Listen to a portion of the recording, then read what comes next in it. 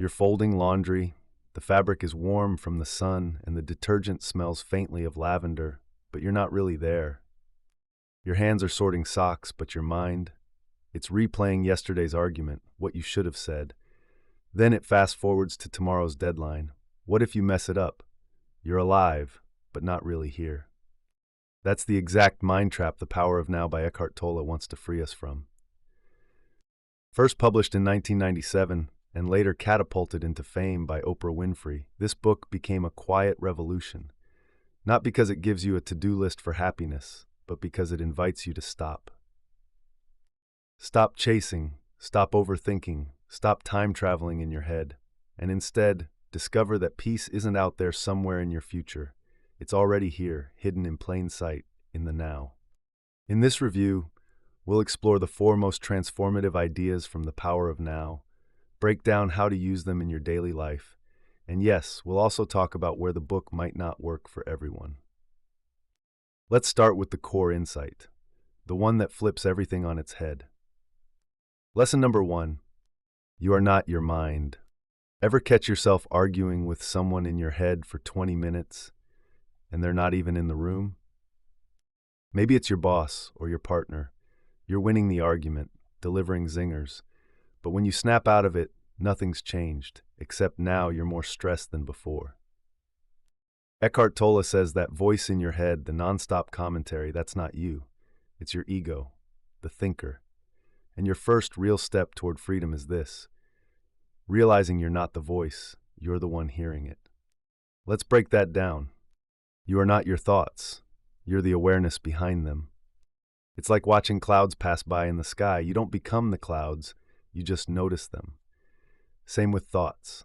Once you stop identifying with them, they start losing their power over you. Here's something simple you can try today. Take 3 minutes to observe your thoughts. Don't follow them, don't judge them. Just observe, just watch, like you're listening to background radio. And when you do that, even briefly, you start to feel a subtle space between you and the mental chatter. That space, that's where your peace begins. Lesson number 2. The present moment is all you ever have. Most people are either stuck in yesterday or rehearsing a future that hasn't happened. You're brushing your teeth, but thinking about that awkward text you sent 2 days ago. Or you're walking to work while mentally preparing for a meeting next week that hasn't even been scheduled. Tolle's message cuts through all that noise. The only time that's real is now. The past, it's just a memory. The future, pure imagination. Life only happens in this sliver of time we rarely notice, the now. Why does this matter? Because almost all stress, regret, and anxiety come from abandoning the present. We get tangled in guilt from the past, or worry about things we can't control in the future. But when we return to this moment, just this one, something shifts, the mind quiets, and peace, however small, slips in. So, how do you practice this? Start small. When you're washing dishes, notice the water on your hands, the temperature, the motion.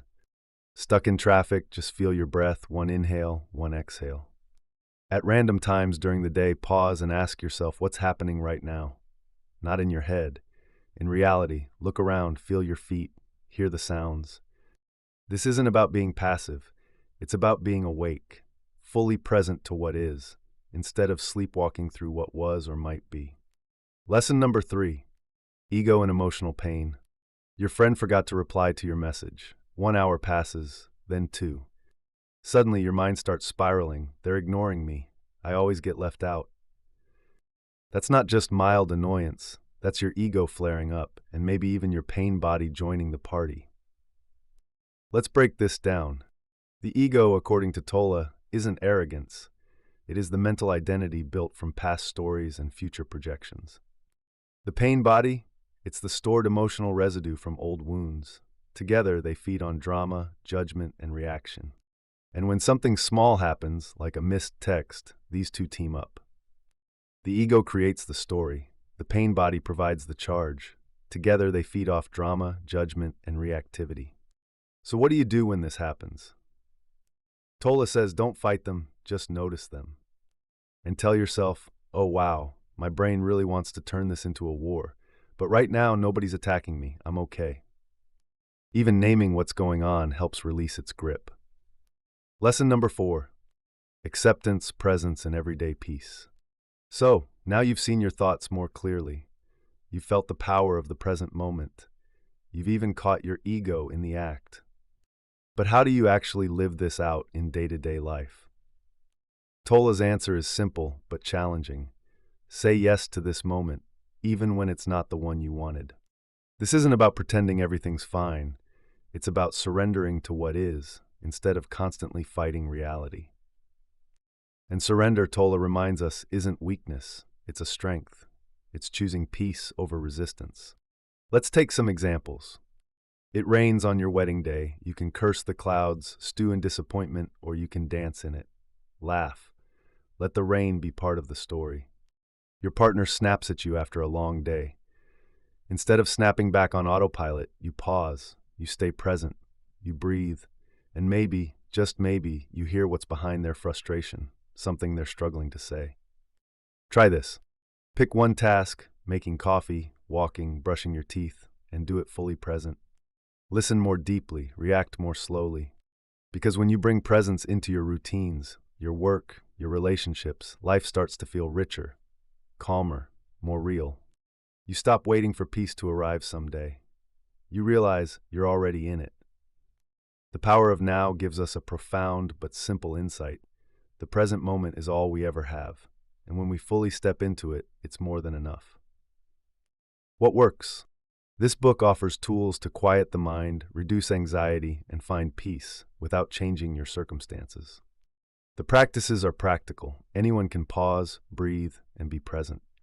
And perhaps its most liberating message: you are not your past, your emotions, or your ego, and that realization can feel like freedom.